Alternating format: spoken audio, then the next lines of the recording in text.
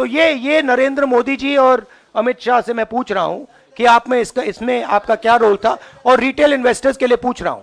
प्रधानमंत्री ने 2-3 बार 4 बार देश को कहा कि स्टॉक मार्केट तेजी से आगे बढ़ने जा रही है। होम मिनिस्टर ने सीधा कहा कि 4 जून को स्टॉक मार्केट आसमान में जाएगी, लोगों को खरीदना चाहिए, और यही मैसेज फाइनेंस मिनिस्टर ने दिया। फर्स्ट, ये आज थोड़ा हम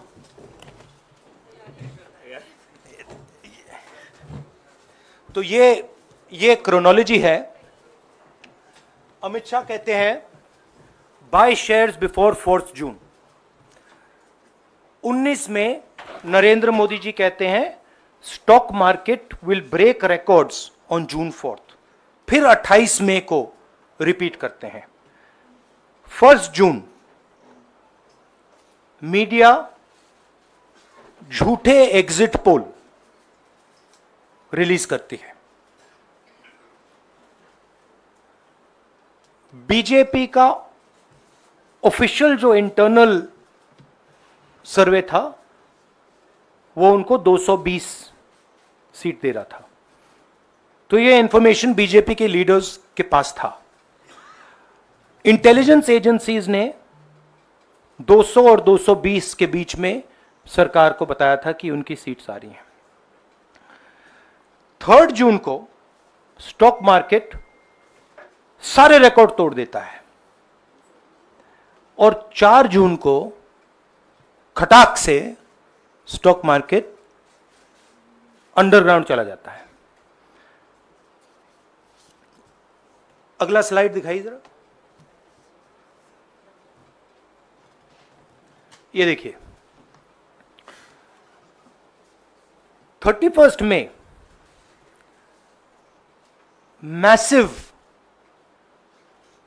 stock activity, more than double what was there on 30th, more than double what was there on 29, 28। ये अनोमली देखिए। ये कौन लोग हैं? ये वो लोग हैं जो जानते हैं कि कोई ना कोई घपला हो रहा है।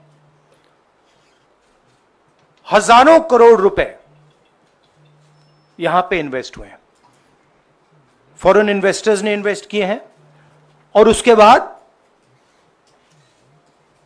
30 लाख करोड़ रुपए का लॉस होता है। किसका लॉस होता है?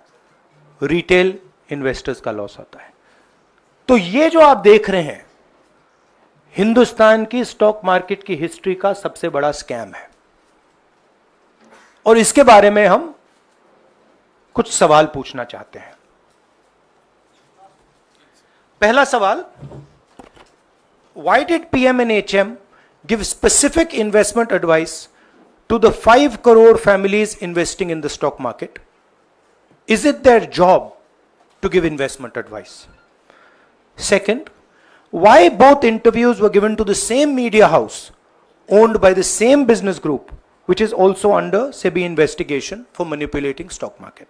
Third, what is the connection between the BJP, the fake exit pollsters, and the dubious foreign investors who invested 1 day before the exit polls were announced and made a huge profit at the cost of 5 crore families? We demand a JPC into this. We are absolutely convinced that this is a scam.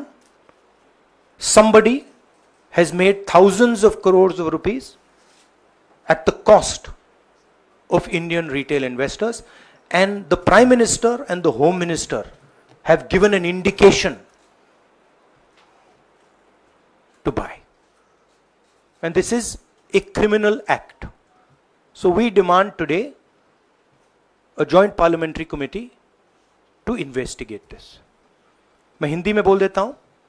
प्रधानमंत्री ने देश की जनता को investment advice क्यों दी, और 5 करोड़ परिवारों को जो इन्वेस्ट करते हैं उनको प्रधानमंत्री ने, होम मिनिस्टर ने स्टॉक खरीदने का आदेश क्यों दिया? दूसरा, दोनों इंटरव्यूज जो किए गए थे वो अदानी जी के जो चैनल्स हैं उनको दिए गए थे, उन पर सेबी का इन्वेस्टिगेशन हो रहा है, तो उन चैनल्स का क्या रोल है। और बीजेपी के बीच में जो फेक एग्जिट पोलस्टर्स हैं और ये जो फॉरेन इन्वेस्टर्स हैं, इनके बीच में क्या कोई रिश्ता है, और अगर रिश्ता है तो क्या है। हम जेपीसी चाहते हैं, हम इन्वेस्टिगेशन चाहते हैं, और देश इसकी सच्चाई जानना चाहता है। धन्यवाद। शुक्रिया राहुल जी। साथियों, अभी अभी राहुल जी ने आपको स्पष्ट तरीके से क्रोनोलॉजी समझ लिया है। बार बार गृह मंत्री कहते थे अब क्रोनोलॉजी समझिए। आज राहुल जी ने देश को क्रोनोलॉजी समझाया है। इसके ऊपर अगर आपके सवाल हैं तो एक एक करके आप पूछेगा, एक एक करके पूछेगा। I haven't said the chronology in English, so I'll say the chronology in English. 13th May 2024, the Home Minister says, buy shares before 4th of June. This is a clear indication to retail investors and others to buy stock. 19th May, for the first time, and then repeatedly until the 28th May, the Prime Minister says that the stock market is going to break records on 4th June. Finally, on 1st June, completely fictitious exit polls are released. These investors are given a completely wrong impression.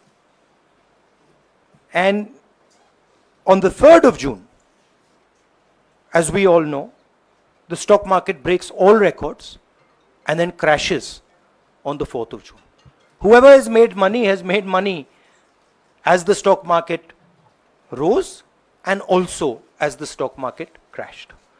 And we are interested in having a joint parliamentary committee, a JPC, to investigate the role of the Prime Minister, the role of the Home Minister, role of BJP members, and also those people who have done these fake exit polls. And finally, we want to understand who are the people, these foreign investors, who did these trades. So we want an investigation for that. शुक्रिया राहुल जी। हाँ Sanjay.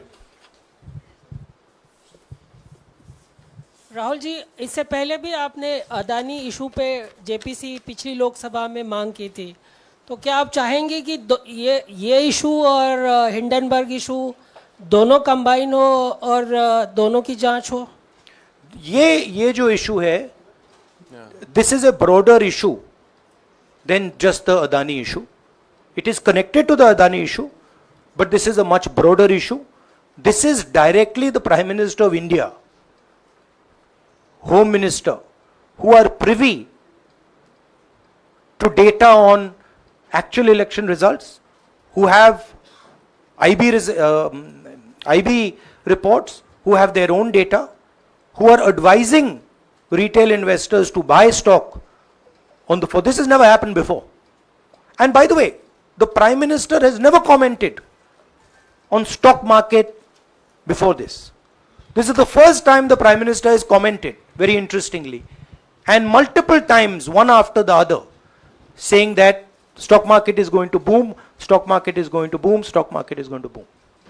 And at the same time, he has information that the exit polls are wrong. He has information that he knows what is going to happen because he has IB data and he also has his own party data. हाँ जी रवि। राहुल जी, मेरा सवाल यही है कि जी news ने भी ये सारी चीज बताई है जनता को कि कई चैनलों ने मिलकर ये सब चीज किया है, जिस तरह से एग्जिट पोल करके लोगों को गुमराह किया है, जिस तरह से शेयर बाजार में सारा कुछ हुआ है। जी न्यूज़ ने भी इस मामले को उठाया है और बताया है, और आपके कहने का सीधा अर्थ है कि अडानी को इसका फायदा उठाने के लिए किया गया है? नहीं, मेरा कहने का ये अर्थ है कि उसमें अदानी इन्वॉल्व हो सकता है, मगर ये अदानी से बहुत बड़ी चीज है। इसमें बीजेपी के सबसे बड़े नेताओं ने कहा है, रिटेल इन्वेस्टर्स को मैसेज दिया है कि आपको स्टॉक खरीदना चाहिए। उनके पास इंफॉर्मेशन थी कि एग्जिट पोल्स गलत हैं, उनके पास इंफॉर्मेशन थी कि बीजेपी को फुल मेजॉरिटी नहीं मिलने वाली है, और वो जानते थे 3 जून को और 4 जून को क्या होने वाला है। कितने का? 30 लाख, कितना 30 लाख करोड़ का नुकसान हुआ है। कितने का? 30 लाख करोड़ रुपए का नुकसान हुआ है और हजारों लाखों करोड़ रुपए का चुने हुए लोगों को फायदा हुआ है। और हम इंक्वायरी चाहते हैं प्रधानमंत्री पर, होम मिनिस्टर पर, जिन्होंने एग्जिट पोल किया उन पर, और ये जो फॉरेन इन्वेस्टर्स हैं उन पर। हाँ शमीन,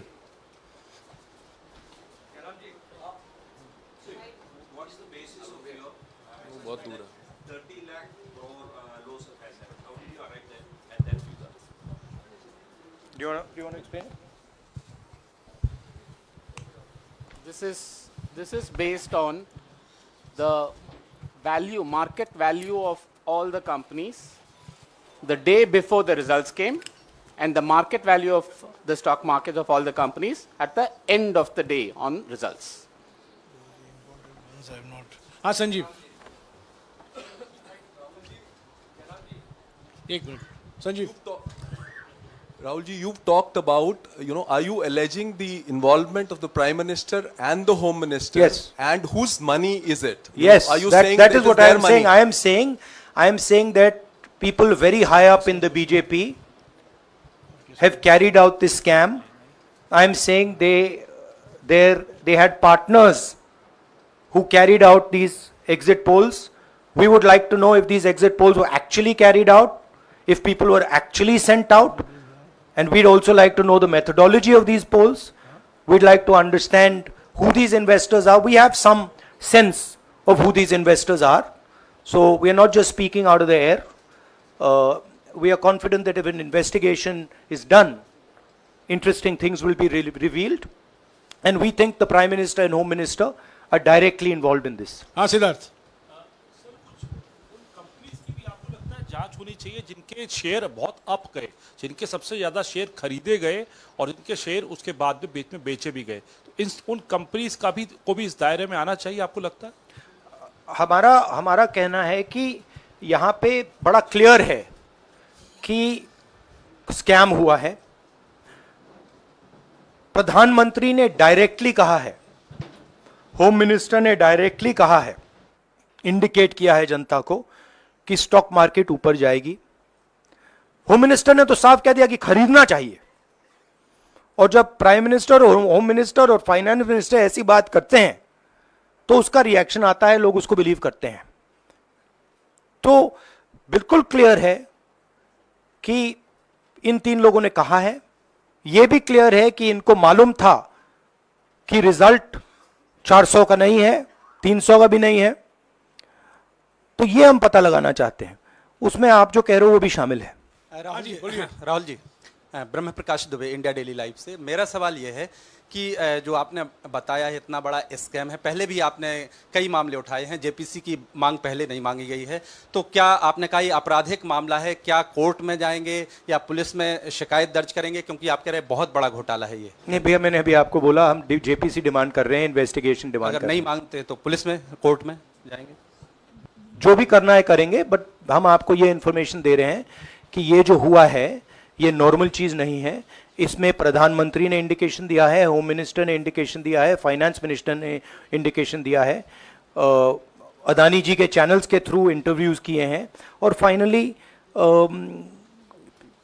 लोगों ने इन्वेस्ट किया है, लोगों ने फाइनेंशियल एक्शन लिया है, कंपनीज ने शेयर खरीदे हैं।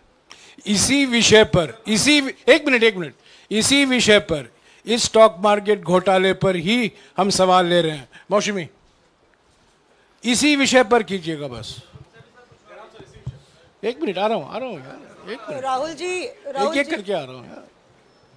राहुल जी, हम लोग ने पहले भी देखा है कि आप लोग ने कई बारी जब सेशन होता है तो सत्ता पक्ष और विपक्ष आमने सामने होता है, जेपीसी की मांग होती है और सेशन पे सेशन वॉश आउट हो जाते हैं और जनता का पैसा वेस्ट होता है। तो क्या आपको ये तो बीजेपी की लाइन है। तो क्या नहीं, मतलब जनता का पैसा के सेशन वाटर, आप ऐसी टी शर्ट ले लो ना एक, मैं आपको दे दूंगा, जरूरत नहीं है, उनका वो सिंबल दे दूंगा आपको, ये उनकी लाइन है। सवाल आपको पसंद नहीं आए वो अलग बात है, पर आपको किसी नहीं, सवाल मुझे बहुत पसंद आ रहा है। इस तरह से उंगली उठाने की जरूरत नहीं, आप चेक बहुत अच्छा लग रहा है, बोलिए। बीजेपी का बैच पहनने की आप जरूरत सवाल नहीं। पूछे ना, सवाल नहीं, आपको भी जयराम साहब ये बोलना चाहिए, नहीं, सवाल गलत पूछिए। बात है। सवाल पूछे। मेरा बस ये सवाल था कि जेपीसी की मांग पे कई बारी कामकाज ठप हो जाता है, तो क्या आपको लगता है कोई और भी राह आप लोग सड़क की राह इख्तियार कर सकते हैं, क्योंकि ये आम आदमी का पैसा है। हम जनता को एक रियलिटी बता रहे हैं कि यहाँ पे क्लियरली एक स्कैम हुआ है। यहाँ पे प्राइम मिनिस्टर ने इंडिकेट किया है, यहाँ पे होम मिनिस्टर ने इंडिकेट किया है, यहाँ पे फाइनेंस मिनिस्टर ने इंडिकेट किया है। नॉर्मली बीजेपी की ये पोजीशन होती है कि जब भी हम कोई मुद्दा उठाते हैं तो हम पार्लियामेंट का टाइम वेस्ट कर रहे हैं। वही पोजीशन आपने अपनाई है, इसलिए मैंने आपसे कहा कि देखिए आप बीजेपी की पोजीशन ले रही हैं। रियलिटी एक सेकंड, रियलिटी ये है कि हम जेपीसी करवाएंगे। अब ऑपोजिशन में बहुत ज्यादा ताकत है, बहुत ज्यादा स्ट्रेंथ है और पूरा जो पार्लियामेंट का की सिचुएशन है वो बदल गई है। हाँ जैनेंद्र, राहुल जी, जेपीसी की मांग जो आपने की है वो तो पार्लियामेंट सेशन में होगी, लेकिन ये जो आम निवेशक हैं देश भर के जिनका 30 लाख करोड़ डूबा है, उनमें कर्नाटक के, तेलंगाना के, हिमाचल के भी लोग होंगे। तीनों राज्यों में आपकी सरकार है, क्या राज्य की जो जांच एजेंसी है उसके जरिए आप जो उन राज्यों के निवेशकों का कम से कम पैसा डूबा है, ये जो आप पूरे नेक्सस की बात आप कर रहे हैं, गुमराह करने की बात कर रहे हैं, क्या वहां से कोई कार्रवाई की उम्मीद कर सकते हैं? सोचा जा सकता है, बट ऐसी चीज के लिए शायद जेपीसी सही औजार होगा।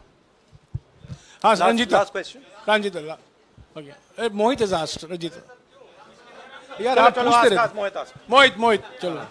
आपको ऐसे सर मैं इज अपसेट सर मैं मोहित आपने चमत्कार किया, पूछ लीजिए। सर मैं मोहित हूँ, न्यूज नेशन से। नहीं जानता। सर लगातार पिछले घोटालों में भी आपने जेपीसी की बात की थी, आपने हर जांच की बात की और ये एक बड़ा घोटाला सामने आया, इसमें भी आप जेपीसी की मांग कर रहे हैं। कितनी उम्मीद है कि लोग जेपीसी की ये लागू करेंगे? आपको क्या लगता है कि ये जेपीसी लागू करने वाले, अगर नहीं करेंगे फिर क्या करेंगे आप लोग? नहीं, हम प्रेशर लगाएंगे, डालेंगे, बट मुझे लगता है कि जो पहले राजनीतिक सिचुएशन थी, जिस इम्प्यूनिटी के साथ प्रधानमंत्री पहले काम करते थे, मुझे लगता है वो अब खत्म हो गया है, तो दूसरा नतीजा आएगा। राहुल जी ये आखिरी है क्या और दो लेंगे? ये आखिरी है, आखिरी। नहीं आखिरी हो गया, इन्होंने कह दिया आखिरी। ओके रंजीता।